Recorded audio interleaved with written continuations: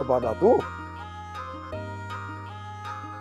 बाबा गोठ में तो के गोली दाता वतन और अब चलो खान पुलिस जी चौकियों पुछाई दो तो होते तू वेठो तो होते दरगाह ते कमुकार करी गोठ में बाबा गोठ में बचल खान के जल्दी खबर पहुंची वेंदी त डाकू किथे आहे। असां त बाबा मुर्शिद वरियल साईं जे हुक्म खां सवाइ हिकिड़ो कदम बि इन दरगाह खां ॿाहिरि नथा रखी सघूं। बाबा बाबा साईं वरियल शाह तोखे गोठ वञण खां को झलियो आ छा यार ही पंहिंजा कहिड़ा फ़क़ीराना हाल कया अथई छा थियो अथई ख़ैर त आहे न छा थियो आहे छा थियो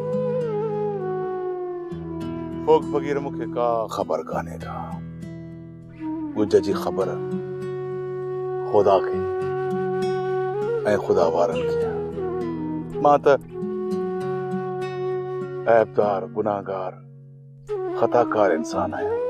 अबादा तू बाबा ये जेका मुंहिंजी अच्छी ॾाढ़ी आहे न ये अच्छी ॾाढ़ी वो उस समय कान कई आहे घाट घाट जो पाणी पीतो अथमि दर दर ते दोल वॼायो अथमि यार तूं हेॾो नाले वाओ चोर तोखे ही रंग कीअं लॻो? रंग त सभु हुन रंगीअ जा आहिनि ऐं जिन खे रंगीअ जा रंग लॻंदा आहिनि उहे ॾातू न पर ॾात धणी सरबा आहिनि। मां त अञा ॾातू थो सजां। फोग फ़क़ीर दुआ कर त मुर्शिद साईं जी तरफ़ियों मिलियल हीअ फ़क़ीरी क़बर ताईं क़ाइमु रहे।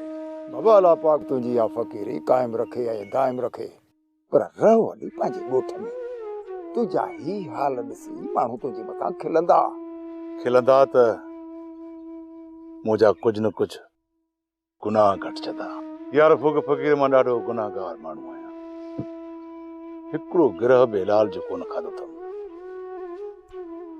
ख़बर नाहे त कॾहिं क़बर जो सॾु थिए। तूं चढ़ी वे बाबा चढ़ी ॾाढी ॾुखी चाढ़ी आहे फोग चङा भला ई कोन चढ़ी सघिया त मां कहिड़ी शइ आहियां।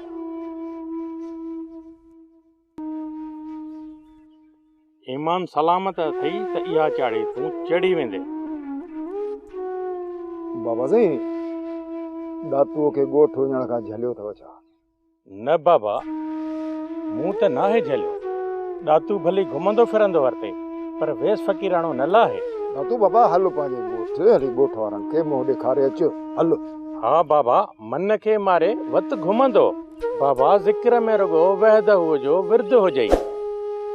वञ बाबा मिली अच बचियल खान सां ऐं ॻोठ वारनि खे वञ मुंहुं ॾेखारे अच।